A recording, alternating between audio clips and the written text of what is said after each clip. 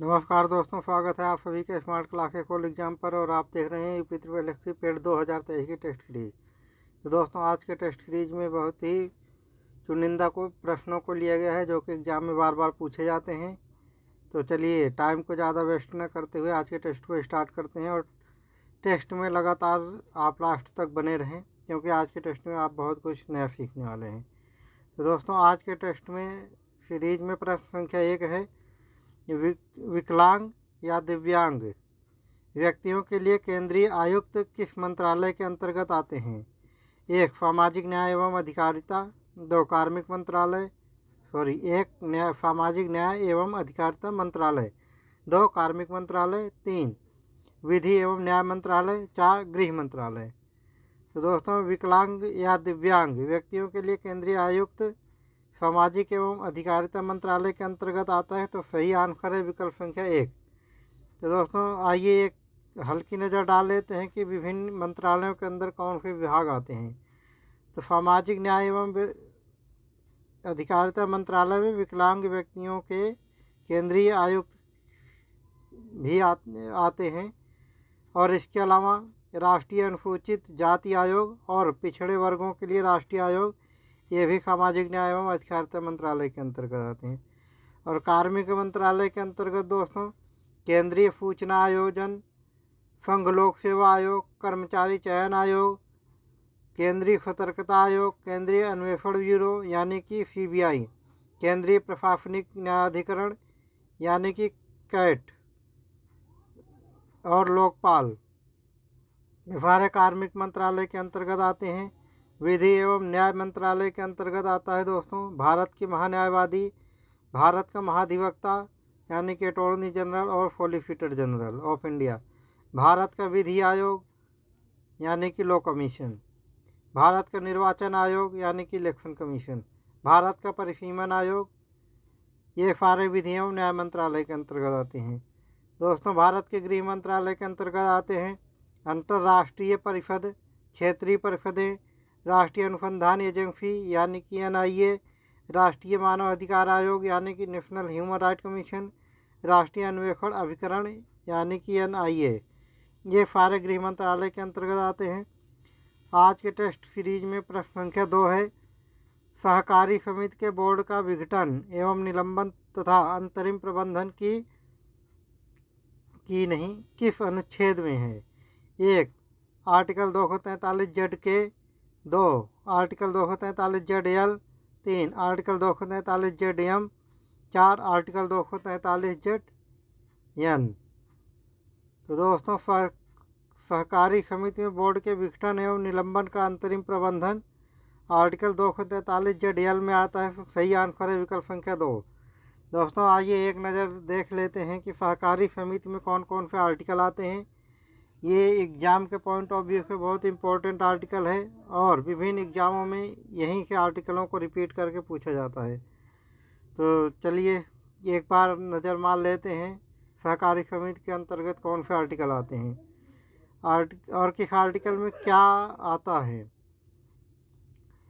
Article 243 ZT में परिभाषा है सहकारी समिति की। आर्टिकल 243 ZI में T और 243 ZI में सहकारी समितियों के संस्थापन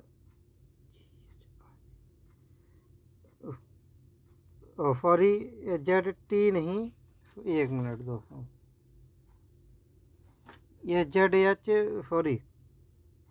सहकारी समिति के में आर्टिकल 243 ZH में सहकारी समिति की परिभाषा है और आर्टिकल 243 ZI में सहकारी समितियों का संस्थापन है।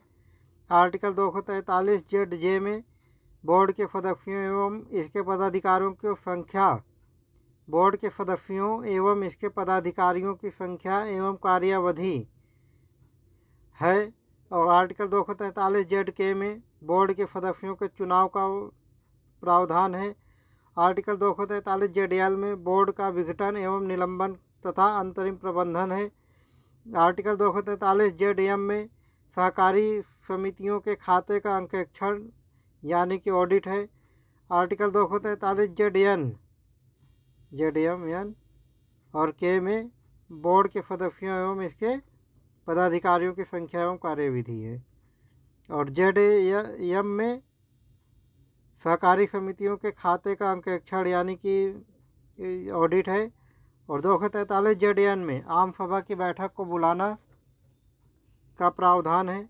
और आर्टिकल 243 ZO में सूचना पाने का सदस्यों का अधिकार है।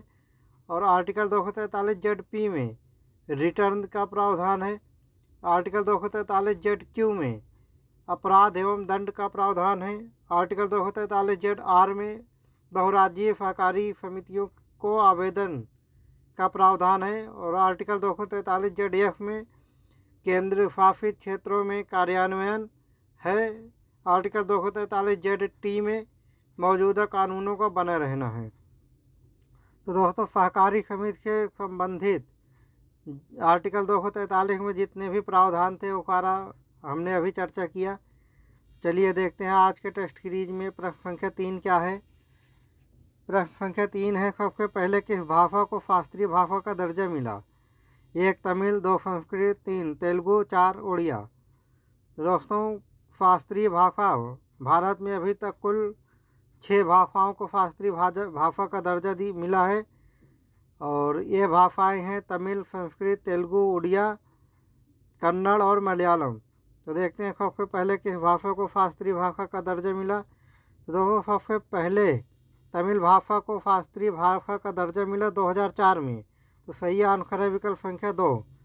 और संस्कृत को 2005 में शास्त्रीय भाषा का दर्जा मिला। और तेलुगु को 2008 में शास्त्रीय भाषा का दर्जा मिला। और 2008 में ही कन्नड़ भाषा को भी शास्त्रीय भाषा का दर्जा मिला। और 2013 में मलयालम भाषा को शास्त्रीय भाषा का दर्जा मिला। और 2014 में ओडिया को शास्त्रीय भाषा का दर्जा मिला। और ओडिया सबसे बाद में शास्त्रीय भाषा का दर्जा मिलने वाला राज्य वाली भाषा है। तो यानी कि पहला तमिल और राष्ट्र का उड़िया। प्रश्न संख्या 4 है दोस्तों, देशीय जल अथवा महादेशीय चट्टान के अंतर्गत मूल्यवान वस्तुओं तथा विशेष आर्थिक क्षेत्रों के संसाधनों पर संघ का अधिकार का प्रावधान किस अनुच्छेद में है?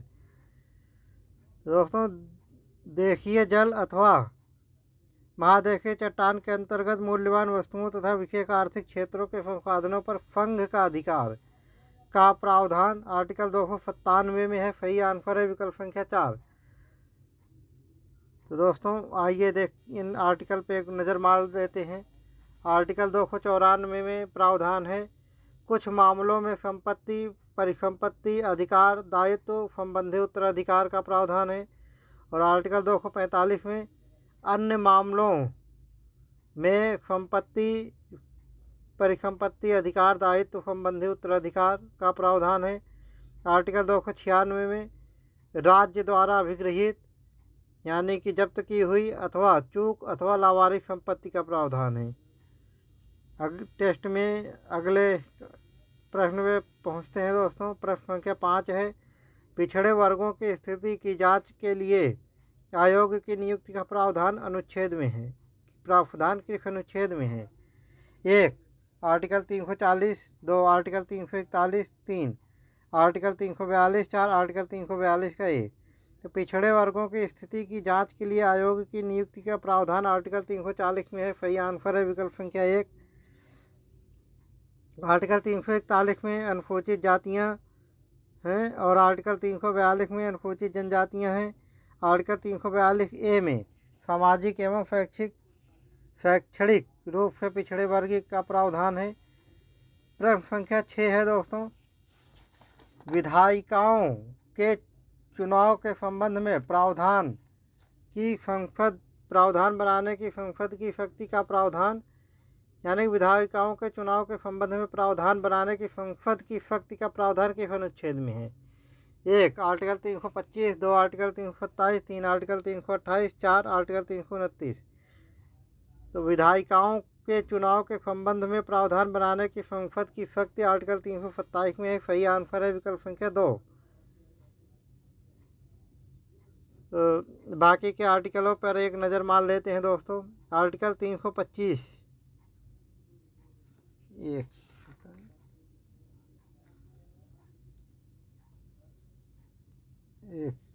आर्टिकल 325 में है, चुनाव प्रक्रिया में शामिल होने के लिए धर्म, नस्ल, जाति अथवा लिंग के आधार पर अयोग्य नहीं होगा अथवा इन्हीं आधारों पर शामिल होने का दावा नहीं कर सकता।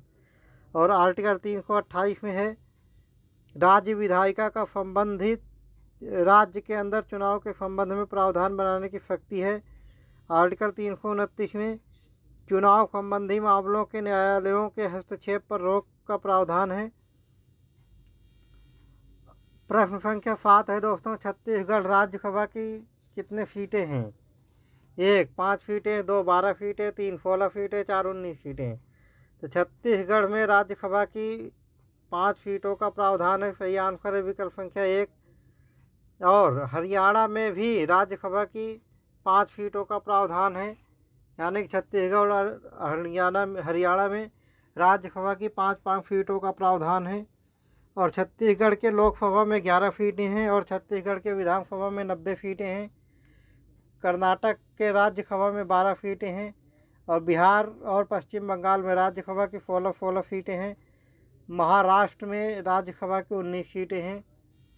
प्रश्न संख्या 8 है, पंचायतों में सीटों का आरक्षण किस अनुच्छेद में है? 1 आर्टिकल 243 बी, 2 आर्टिकल 243 सी, 3 आर्टिकल 243 डी, 4 आर्टिकल 243 ई।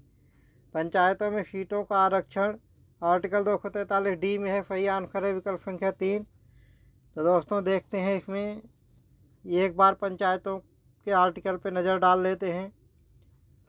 और आर्टिकल 243 में पंचायत की परिभाषा है, 243 ए में ग्राम सभा है, 243 बी में पंचायतों का गठन है, 243 सी में संरचना है, पंचायतों की संरचना है, 243 डी में पंचायतों में आरक्षण है, 243 ई में अवधि है, पंचायतों की अवधि है, और 243 एफ में सदस्यों की अयोग्यता है, 243 जी में पावर, अथॉरिटी और रिस्पॉन्सिबिलिटी है, 243 एच में टैक्स लगाने की शक्ति है राज्य सरकार को, और 243 आई में राज्य वित्त आयोग है, और आर्टिकल 243 जे में ऑडिट यानी कि अंकेक्षण का प्रावधान है, और आर्टिकल 243 के में इलेक्शन का प्रावधान है, और आर्टिकल 243 एल में केंद्र शासित प्रदेश में लागू होने वाले प्रावधान हैं। आर्टिकल 243 एम में कतिपय क्षेत्रों में लागू होने वाले प्रावधान हैं। आर्टिकल 243 एन में पुराने नियम चलते रहेंगे, ऐसा प्रावधान है। और आर्टिकल 243 ओ में चुनाव के विवाद में कोर्ट दखल अंदाजी नहीं करेगा, विवाद का निपटारा राज्य विधानसभा करेगी। तो इस प्रकार के दोस्तों हमने पंचायतों में आने वाले विभिन्न आर्टिकल को, जो कि एग्जाम में बार बार पूछे जाते हैं, और टोटल इतने ही आर्टिकल हैं, 2 आर्टिकल 243 ओ तक। तो चलिए दोस्तों टेस्ट को आगे बढ़ाते हैं। प्रश्न संख्या 9 है, नगर पालिकाओं की संरचना का प्रावधान किस अनुच्छेद में है? 1 article 243 Q, 2 article 243 R, 3 article 243 S, और 4 आर्टिकल 243 टी। नगर पालिकाओं की संरचना का प्रावधान आर्टिकल 243 आर में है। सही आंसर है विकल्प संख्या 2। तो दोस्तों आइए एक बार नगर पालिकाओं के आर्टिकल पे नज़र मार लेते हैं, जो कि एग्ज़ाम के पॉइंट ऑफ व्यू से बहुत ज़रूरी है। आर्टिकल 243 पी में है नगर पालिका की परिभाषा। आर्टिकल 243 क्यू में है नगर पालिकाओं का गठन। आर्टिकल 243 आर में है क्यू में नगर पालिकाओं का गठन। 243 आर में है नगर पालिका की संरचना। 243 यस में है वार्ड कमेटी और अन्य कमेटियाँ। और 243 जे में टी में है आरक्षण। 243 यू में है अवधि। 243 वी में है अयोग्यता। 243 डब्लू में है पावर, अथॉरिटी और रिस्पॉन्सिबिलिटी राज्य सरकार की। और 243 यक्स है टैक्स लगाने की शक्ति। और 243 वाई है राज्य वित्त आयोग। और 243 जेड में है ऑडिट। और 243 जेड ए में है इलेक्शन। 243 जेड बी में है केंद्र शासित प्रदेश में लागू होने वाले प्रावधान। आर्टिकल 243C में है कतिपय क्षेत्रों में लागू होने वाले प्रावधान। और आर्टिकल 243ZD में है जिला विकास योजना समिति। और आर्टिकल 243ZE में है महानगर योजना समिति।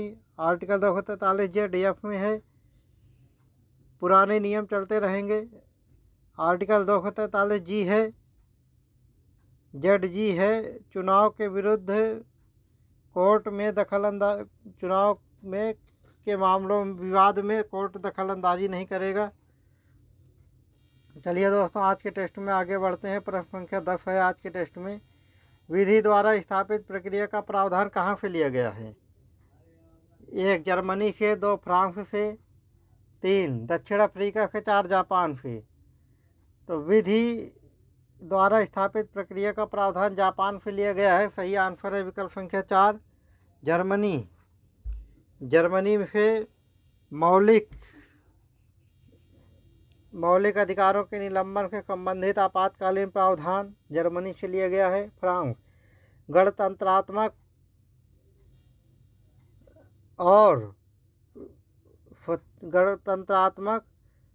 और में स्वतंत्रता, समता, प्रावधान, बंधुता के आदर्श। दक्षिण अफ्रीका में संसद से दक्षिण अफ्रीका से लिया गया है। संविधान में संशोधन की प्रक्रिया और राज्यसभा के सदस्यों का निर्वाचन। तो सही आंसर है आपका विकल्प संख्या डी। तो दोस्तों, आज की टेस्ट सीरीज में 10 ही प्रश्न थे और जो कि आपको बहुत ही विधिवत तरीके से कराया गया है। और अगर आपको लगता है ये वीडियोज आपके लिए लाभकारी हैं और किसी भी एग्जाम में आपको अच्छा स्कोर दिलवा सकती हैं, तो आप प्लीज़ हमारे channel smart classes all exam को लाइक, सब्सक्राइब और शेयर करें। और इसी टाइम पे मिलते हैं दोस्तों कल अगले टेस्ट पे। तब तक के लिए जय हिंद।